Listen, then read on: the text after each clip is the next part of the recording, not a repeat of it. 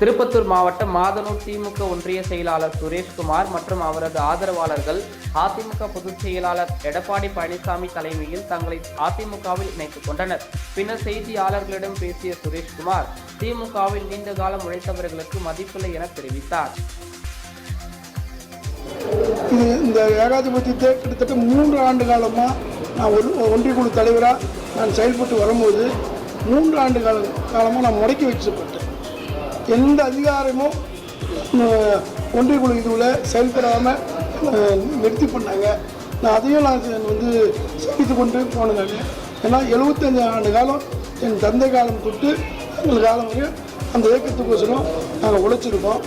ஆனால் தொடர்ச்சியான அவமானங்கள் அந்த தொடர்ச்சியாக பண்ணி நாங்கள் இந்த நிலைமைக்கு வந்திருக்குன்னா ஒரு சுதந்திர காற்றை சுவாசிக்கணும் என்ற ஒரு காரணத்துக்கோசரமே இன்றைக்கி தலைமையில் அதிமுகவில் இன்றைக்கி புரட்சி தமிழர் நான் எடப்பாடியார் வருகின்ற காலத்தில் 2026 வெற்றி பெற வைத்து முதல்வராய்க்கிறதுக்கு முயற்சிகளை அண்ணன் முன்னாள் அமைச்சரும் மாவட்ட கழக செயலாளர் அண்ணன் வீரமணி அவருடைய வழியில் இப்போ எங்களுடைய சட்டமன்ற வேட்பாளர் வெற்றி வேட்பாளர் இன்ஜினியர் வெங்கடேசன் அவர்களை பெருவாரியான வாக்குகள் வித்தியாசத்தில் வெற்றி பெற வைத்து இந்த அடக்குமுறைகளுக்கு ஒரு முடிவுரை எழுதி அண்ணன் புரட்சி தமிழரை அரியணை ஏற்க வைப்பதே எங்களுடைய அழுத்தம்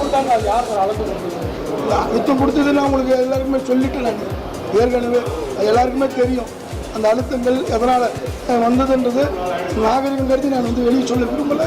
அதனால தான் இந்த இடத்த விட்டு நான் வெளியே இருக்கிறேன். இனிமேலாவது அவங்களை திருத்திக்கணும்னு நினைக்கிறேன்.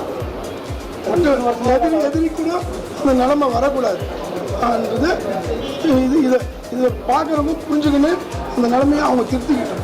அவ்வளோதான்.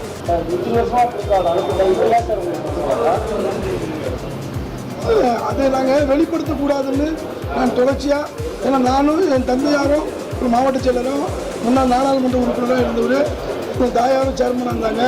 அந்த வழியில் நானும் இருக்கிறேன். என்கிட்ட வெளியே சொன்னால் நாகரிகமாக இருக்கிறது நான் கடந்து போனேன். ஒரு கட்டத்தில் நான் முடியாத அளவுக்கு தள்ளப்பட்டேன். நான் நீங்கள் வெளியே இப்போ இன்னைக்கு அதிமுக இருந்துருக்கீங்க. அதே மாதிரி இப்போ நீங்கள் திமுக இருக்கும்போது நீங்கள் இந்த மாதிரி இளைஞர்கள் தலைமைக்கோ உங்களுக்கு தகவல் தெரிஞ்சு எதுவும் இந்த மாதிரி நீங்கள் போவது இந்த மாதிரி எதுவும் உங்களுக்கு ஒரு எதுவும் உங்களுக்கு சொல்லிக்கலாம்? இல்லைங்க, எந்த வித அந்த மாதிரி அழைப்பெல்லாம் எதுவும் சொல்லலை.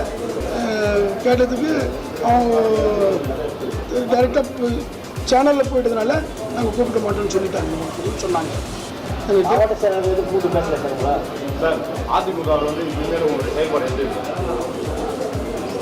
சிறப்பாக இந்த அண்ணன் இருக்காங்க. இந்த இவரும் என்னோட சக கவுன்சிலர் அவங்க ஒன்றா பிரயாணம் பண்ணவங்க தான் ஜோதி அண்ணன். இவங்க எல்லாரையும் ஒன்றிணைச்சு நாங்கள் அந்த வடிவத்தில் செயலில் காட்டுவோம். 2024 ஆம்பூர் தொகுதி கண்டிப்பாக எல்லாருடைய இதுவில் வெற்றி பெற வச்சு தான் நாங்கள் மறுவேளையே பார்க்கணும்.